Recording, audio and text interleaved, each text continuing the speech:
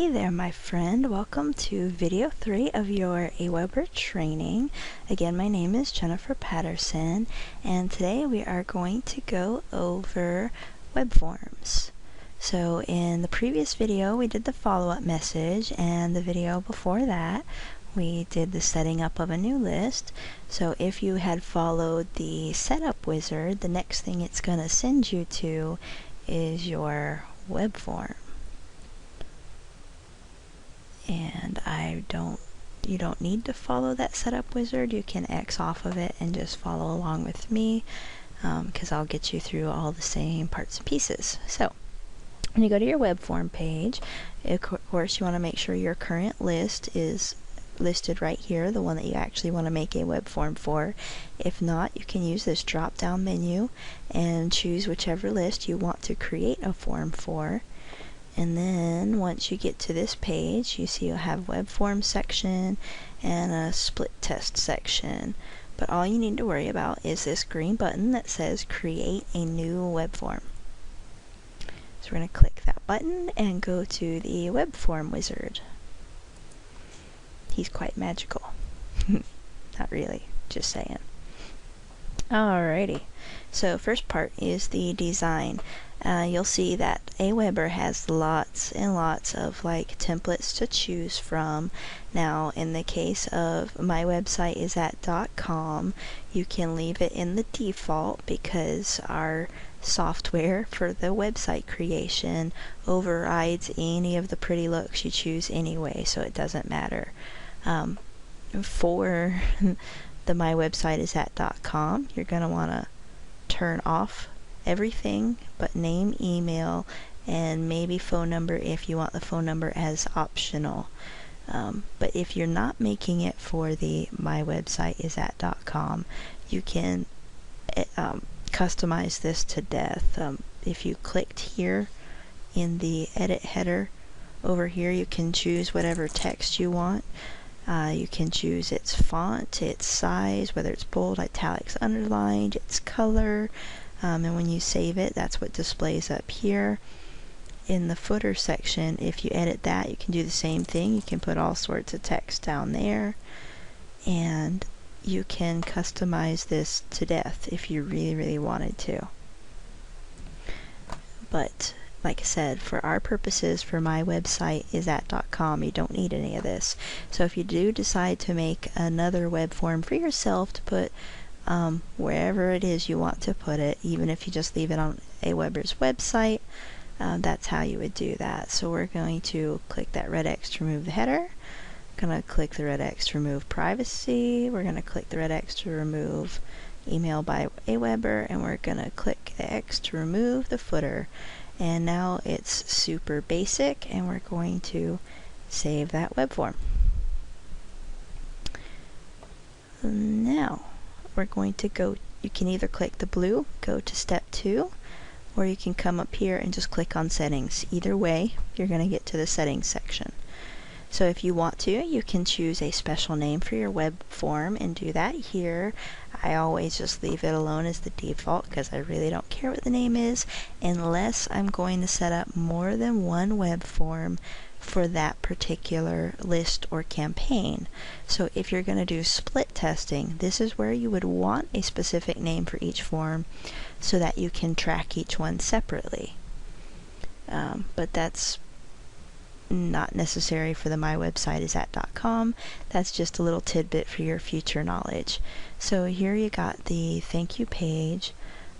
For our purposes for the my website is at .com, we're going to go with a custom page for the thank you page, and the already subscribed also needs to be custom page.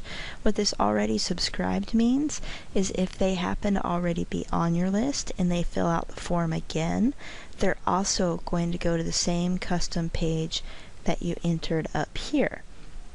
So your custom page, like I said, we're going to create this form for you if you would like us to, so you don't have to worry about it. But if you're more comfortable creating it yourself and emailing us the code, then this is the website that you want them to go to after they fill out your form. And for just the purposes of this training, I'm just going to put my blog in here just so I can actually save this. Come on, G. There we go. Oh yeah, .com. I knew that. And I'm going to copy this, and I'm gonna paste it right there so that they match. You don't need to worry about the advanced settings at all, so you can just leave that alone. You want to click the green button to save it so it actually saves. Every step you want to save. And then once you have that in place, you can either do blue, go to step 3, or you can come up here and click on publish. When you get to the publish page, if you're going to copy and paste the code into a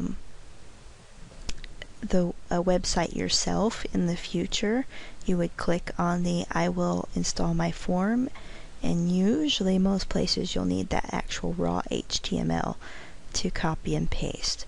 This is the actual part of the code that we need for our website, but to make it super easy on you, all you have to do is click on My Website Designer will install it, and then you choose the name and email that you want it sent to or from, so whatever it's going to automatically put your name and email of your account in here, and your web designer's email. If you just send it to my email, I'll make sure the team gets your site done. So you can send it to jen@gamermommarketer.com, and I will make sure that your Aweber form gets put into your site by the team when they create the site for you. Message is optional, so if for some reason you have requested more than one web page from us, because I know we'll have options where you can do more than one, you might want to put a little message as to that this is the form for whichever specific page it's going to go to. It'll also be helpful if your name and email that it's coming from doesn't match the one you used on the order form, if you could make sure you put your name and email in that message so we can match you up properly. That would be awesome. And then when you click this send to designer, it's going to email it.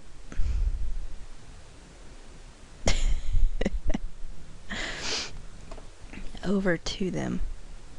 And then for your own purposes, if you ever decide to make another list just to promote, you can choose this have Aweber host my form, and you'll see it'll give you a link, and if you preview it, it just means your little capture page kind of floats there on a plain blank white page, which is kind of boring, and I don't know if too many people would fill it in, but it is technically an option if you don't have your own website. Obviously, because you're here, you've already chosen a mywebsiteisthat.com site, so you don't need to go with an ugly page like this when we make you a pretty one. But you can know that for future that is technically an option for you. And that is everything there is to know about web form creation. So obviously, if you're going to install it yourself, you can copy and paste the code wherever it needs to go. Since you're having us make this site for you, you can email us your code. And if you ever want to have Aweber host one of your forms for you, you technically have that option too. So that is everything you need to know about creating an Aweber web form. In the next video, we'll go over broadcast emails, which is the most important part of the follow-up process with your prospects. So I will see you in the next video.